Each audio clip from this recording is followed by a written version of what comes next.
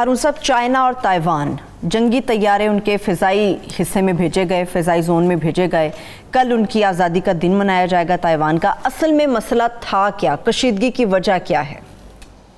شروع کہاں سے؟ جنگی طیارے ان کی فضائی حدود میں نہیں گئے. جنگی طیارے بین الاقوامی حدود میں رہے مگر تائیوان کے قریب. ٹھیک ہے. کیوں چین مسلسل دباؤ بڑھاتا رہا، اور اب ان کے وزیر دفاع نے کہا کہ 40 برس میں کبھی اتنا دباؤ نہیں تھا جتنا اب. 150 طیارے، اواکس طیارے بھی جاسوسی کے لیے جو استعمال ہوتے ہیں اور نگرانی کے لیے وہ بھی، اور وہ طیارے بھی جو آبدوز شکن جن کو کہنا چاہیے سادہ الفاظ میں، تو وہ طیارے بھی بھیجے گئے. اس میں وال اسٹریٹ جرنل میں ایک سٹوری چھپی جو ظاہر امریکی اسٹیبلشمنٹ نے لیک کی تھی کہ 2 درجن وہ اسپیشل فورسز کے، یعنی جیسے یہ ہمارے ہیں نا اسپیشل فورسز پاکستان میں بھی ہے نا، کہ 2 درجن جو ایڈوائزر ہیں وہ تائیوان میں موجود ہیں. ٹھیک ہے. اب بات یہ ہے، پہلے دیکھ لیں تائیوان کا وجود کیسے آیا اور اس کی حیثیت کیا ہے. 49 میں جب کمیونسٹ پارٹی غالب آ گئی، آج بائی دی وے اس کی 110ویں سالگرہ ہے، تائیوان کی بھی ہے تو ادھر ان کی بھی 110ویں سالگرہ. اچھا، وہ اپنا جب وہ کمیونسٹ پارٹی غالب آ گئی تو لمبی ایک سٹرگل تھی نا، یعنی بیچ میں ڈاکٹر سن یات سن آئے جب اقبال نے کہا ہمالہ کے چشمے ابلنے لگے گراں خواب چینی سنبھلے. 1 صدی تو ان کے افیون میں ضائع کر دی نا. فرانس اور امریکہ، فرانس اور برطانیہ وغیرہ نے مل کر، تو جاپان نے بھی مطلب اس میں اپنا حصہ ڈالا. ٹھیک ہے. مطلب افیون کھلانی شروع کر دی جبرن ان کو. مطلب یہ ہے کہ جب ملک کو ہوتے ہیں، جیسے ہمارے ہاں یہ این جی اوز بھی تو افیون ہیں نا جو ہمارے اوپر مسلط کی گئی ہیں، پیسہ ان کو مغرب سے ملتا ہے. کل سے اپنا پرسوں سے ایسے شور میں چاہ رہے ہیں، ٹھن گئی ہے. مطلب یہ بڑے خوشی ہیں کہ ملک کا نقصان ہو، یہ خوش ہے. ایک ان میں سے آدمی نے کہا تھا، ڈاکٹر شاہد مسعود کہتے ہیں کہ مجھ سے کہا، ایک تو کہ جی فوج کی حمایت نہ کرنا، ایک اسلام کا نام نہ لینا، ایک تو کہتا ہے قائد اعظم کا نام نہ لینا. اس ترتیب کو 3 باتیں کہی تھی. یہ ہے ان کے اپروچ، یہ انٹرنیشنل اسٹیبلشمنٹ کے کارندے. خیر، وہ جو جتنے باغی تھے وہ پسپا ہو کر پھر اس جزیرے میں چلے گئے، اور مغرب نے اسے تسلیم کر لیا اور چین کو تسلیم ہی نہیں کیا. یعنی 1 ارب 40 کروڑ کا جو ملک ہے، جو اس وقت 70 کروڑ کا ہوگا یا 50، اسے تو مانا ہی نہیں کہ ایسے چین نام کا کوئی ملک بھی ہے دنیا میں. تائیوان کو ہی چین تسلیم کر لیا اور اقوام متحدہ کی سلامتی کونسل کا مستقل ممبر بھی بنا دیا. 1970 میں ہنری کسنجر پاکستان آئے خاموشی سے. ایک دن انہوں نے کہا وہ آرام کرنے کے لیے مری جا رہے ہیں.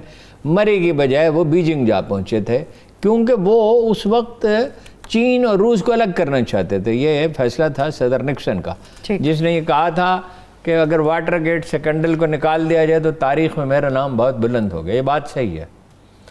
اچھا، وہ اپنا تعلقات میں جو ڈاکومنٹ لکھا گیا وہ موجود ہے ریکارڈ پہ، آپ گوگل کر کے دیکھ سکتے ہیں کہ وہ تائیوان کو ایک ملک کی حیثیت نہیں دی جائے گی. وہ اقوام متحدہ کا ممبر بھی نہیں ہے. یہ دنیا کا واحد ملک ہے جو اقوام متحدہ کا ممبر نہیں ہے. یعنی افغانستان تو بن سکتا ہے، وہ نہیں. مین لینڈ چائنا کو تسلیم کیا. اس کے بعد آپ کو اس کو اسلحہ بھی دیتے رہتے ہیں. یہ امریکہ ظاہر ہے. اور اب وہاں امریکی بحری جہاز مسلسل موجود رہتے ہیں اور گشت بھی کرتے رہتے ہیں آبنائے تائیوان میں. ٹھیک ہے نا. اب جب یہ خبر چھپی تو وہاں ریئیکشن ہوا. انہوں نے کہا اچھا آپ تربیت دے رہے تھے، آپ نے افغان فوج کو بھی تربیت دی تھی نا، پھر کیا ہوا؟ امریکہ نے کوئی جنگ جیتی ہے؟ امریکی کہتے ہیں کہ ہمارا مقابلہ ہے ان سے، محاذ آرائی نہیں ہے. چینی یہ بھی نہیں کہتے. چینی کہتے مقابلہ بھی نہیں ہے، ہم باہمی مفادات پر مبنی تعلقات چاہتے ہیں، یعنی مثبت تعلقات چاہتے ہیں. اور چینی یہ بھی کہتے ہیں کہ جس راستے پہ چل رہے ہیں وہ پر اعتماد ہیں، اس میں ہمیں کوئی نقصان نہیں پہنچا سکتا. یہ دنیا پر غلبے کی جنگ ہے. قرآن مجید کہتا ہے تم میں سے بعض کے دشمن ہوں گے. یہ غلبے کی جبلت ہے جو بروئے کار آتی ہے. وہ دنیا کے امام ہیں. اس نے کیا کہا وینڈی شرمن نے کل, دنیا کا ہر ملک بائیڈن سے بات کرنا چاہتا ہے. پھر کہا تقریباً ہر ملک, پھر کہا نہیں اکثر ملک. اچھا یہ جو امامت کا کیڑا ہے یہ دنیا کے ہر آدمی میں ہوتا ہے, ہر قبیلے میں بھی ہوتا ہے, اور ہر ملک میں بھی ہوتا ہے, ہر قوم میں بھی ہوتا ہے. ٹھیک ہے. اب وہ تو چینی جو جس راستے پہ چل رہے ہیں ان کی سیونگز اتنی زیادہ ہیں کہ دنیا کے 38 امیر ممالک نے پچھلے چند اشروں میں جو قرضے دیے ہیں تنہا چینیوں سے 2 گنا دیے.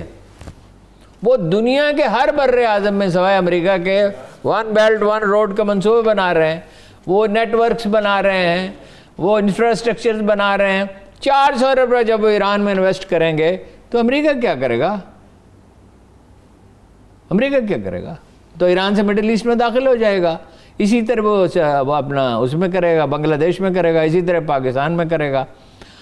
اب ان کو فکر پڑی ہوئی ہے کہ ہمارا غلبہ ختم ہوا جاتا ہے. میں کل رات صدر ریگن کی تقریریں سنتا رہا, اس میں وہ بار بار کہتے ہیں کہ یہ پریزیڈنٹ فورڈ جو ہیں, کیا فورڈ کارٹر تھا, جو بھی تھے, کہ اس نے امریکہ کا سارا روب و داب ہی ختم کر دیا ہے, ہماری سیکورٹی خطرے میں ہے, اکانومی خراب کر دی ہے, انفلیشن بڑھا دی ہے. اور یاد رکھیے ہنری کیسنجر نے کہا تھا انٹرنیشنل ریلیشنز میں, ہنری کیسنجر کی بات کو کبھی نظر انداز نہیں کیا, چین جب کروٹ لے گا تو پھر خدا جانے کیا ہوگا. تو چین تو کروٹ لے چکا, چین تو ایک سپر پاور ہے, وہ اس پوزیشن میں ہے کہ ایک ڈوبتے ہوئے ملک کی معیشت کو سنبھال سکے.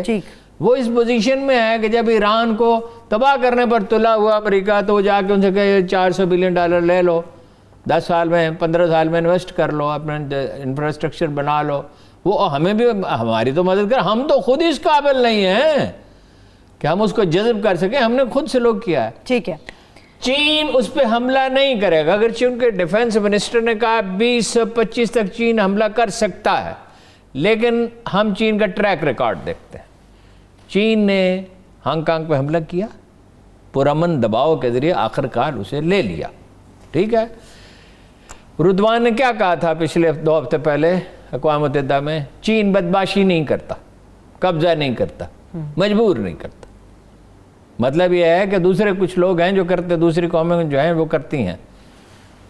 چین ہمیشہ ہدف رہا ہے, یہ دس از ویری انٹرسٹنگ. چین اپنی حدود سے باہر نہیں نکلا, مگر یہ لگ بھگ 2000 میں, اس کے بعد میری جنرل حمید گل صاحب سے بات ہوتی رہی جب تک وہ زندہ رہے, کہ آخر انسانی جبلت ہے, وہ سب کی ایک جیسی ہوتی ہے. ایک دن وہ اپنی حدود سے باہر نکل گا, وہ نکل آیا ہے اپنی حدود سے باہر, مگر اور طرح سے. اس نے قبضہ نہیں کیا, اس نے کہیں قتل عام نہیں کیا. شکایات چینیوں سے بھی ہیں, مثلا سری لنکا میں انہوں نے کہا ہمارا قرض نہیں دے سکتے تو ایئرپورٹ ہمارے حوالے کر دو, اپنا بندرگاہ ہمارے حوالے کر دو.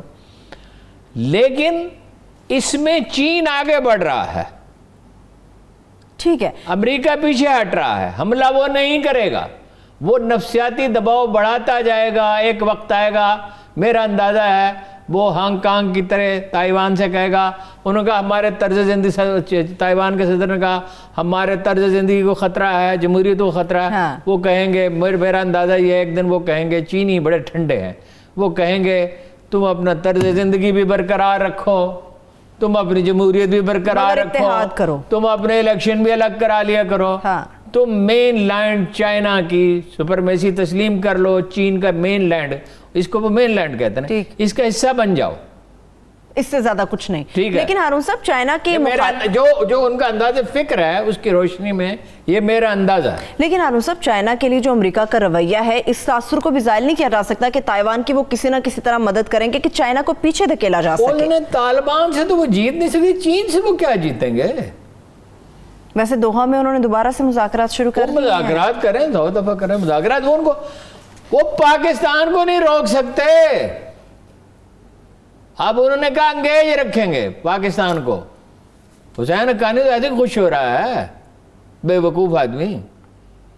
پاکستان کے سوا اور کس کے ذریعے انگیج کریں گے؟ ایران کے ذریعے, روس کے ذریعے, چین کے ذریعے.